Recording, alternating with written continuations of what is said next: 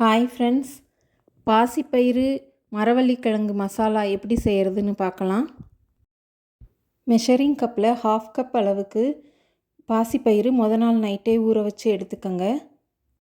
அதோட மரவள்ளிக்கிழங்க தோல் சீவிட்டு சின்ன சின்ன துண்டாக நறுக்கிட்டு அதில் தேவையான அளவு உப்பு, மஞ்சத்தூள், கொஞ்சோண்டு கடலெண்ணெய் இதெல்லாம் சேர்த்து நல்லா மிக்ஸ் பண்ணி விட்டுக்கோங்க. ஒரே ஒரு துண்டு பச்சை மிளகாய் போட்டுக்கோங்க. அதில் தேவையான அளவு தண்ணி ஊற்றி குக்கரை மூடி விட்டு 6 விசில் விட்டு எடுத்துக்கோங்க. அதுக்கப்புறம் இஞ்சி பூண்டு பேஸ்ட்டு ரெடி பண்ணி எடுத்துக்கலாம். நான் புல்லட் மிக்சியில் போட்டு இதை அரைச்சி எடுத்துக்க போகிறேன். பாருங்கள் எவ்வளவு ஸ்பீடாக இந்த மிக்சியில் அரைப்படுதுன்னு பாருங்கள். நம்ம எடுத்திருக்க அவ்வளோ இஞ்சி பூண்டு பேஸ்ட்டும் இதுக்கு தேவையில்லை. நம்ம மசாலாவுக்கு ஒரு 2 ஸ்பூன் இஞ்சி பூண்டு பேஸ்ட்டு போட்டால் போதும்.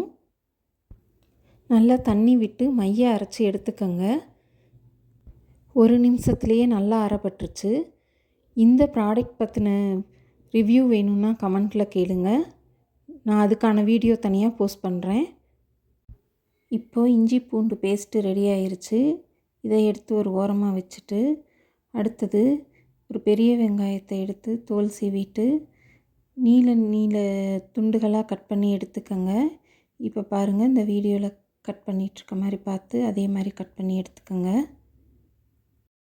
நீங்கள் எவ்வளவு பயிறு யூஸ் பண்ணுறீங்களோ அதுக்கு தகுந்த மாதிரி வெங்காயத்தோட அளவையும் தேங்காயோட அளவையும் கூட குறைச்சி போட்டுக்கலாம். அதுக்கப்புறம் தேங்காயை எடுத்து நீளமாக கட் பண்ணி எடுத்துக்கோங்க. இதுக்கப்புறம் இதை எடுத்து ஓரமாக வச்சுட்டு குக்கரில் விசில் அடங்கிருச்சான்னு பார்க்கலாம்.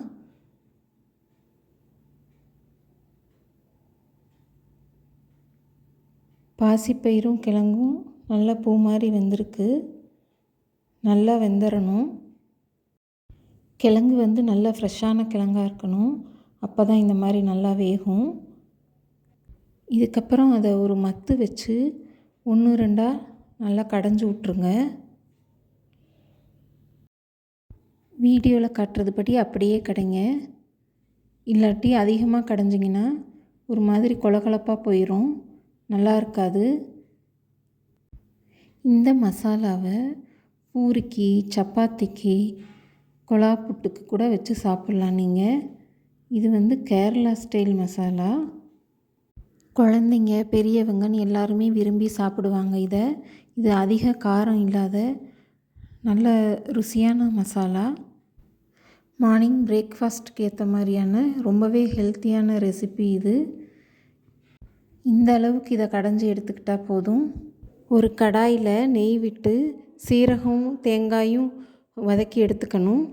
அதே கடாயில் எண்ணெய் விட்டு கடுகு, உளுந்தம்பருப்பு, சீரகம், கருவேப்பிலை, வெங்காயம் போட்டு தாளித்து எடுத்துக்கணும். அதுக்கப்புறம் நம்ம வேக வச்சு மசிச்சு வச்சுருக்கிற பாசிப்பயிறு கப்பக்கிழங்கு மசாலாவை அதில் ஊற்றிடணும். அதோட 1 ஸ்பூன் மஞ்சள் தூள், 1 ஸ்பூன் கொத்தமல்லி தூள் போட்டு கலந்து விடணும். இந்த மசாலா ரொம்ப திக்காக இருக்கிறதுனால அடிப்பிடிக்கிறதுக்கு வாய்ப்பு இருக்குது. அதனால தேவையான அளவு தண்ணி ஊற்றி மறுபடியும் அதை நல்லா கலந்து விடணும். நம்ம நெய்யில் வறுத்து வச்சுருக்க சீரகம் தேங்காயை போட்டு அதோட ஒரு பச்சை மிளகாய் போட்டு அரைச்சி எடுத்துக்கணும் தண்ணி விட்டு. அந்த பேஸ்ட்டை அந்த மசாலாவில் ஊற்றணும். இந்த மிக்சியில் மறுபடியும் தண்ணி ஊற்றி அலசி ஊற்றிக்கிங்க. இந்த தேங்காய் வேகிறதுக்காக மூடி போட்டு கொஞ்ச நேரம் அதை நல்லா கொதிக்க விட்டுருங்க. கொதித்ததுக்கப்புறமா கொஞ்சோண்டு பெருங்காயத்தூள் போட்டு இறக்கிடுங்க. அவ்வளவுதான், நம்ம மசாலா ரெடி. இந்த வீடியோ பிடிச்சிருந்தா உங்கள் ஃப்ரெண்ட்ஸ் அண்ட் ஃபேமிலிக்கு ஷேர் பண்ணுங்கள். கண்டிப்பாக லைக் பண்ணுங்கள். சப்ஸ்கிரைப் பண்ண மறந்துடாதீங்க.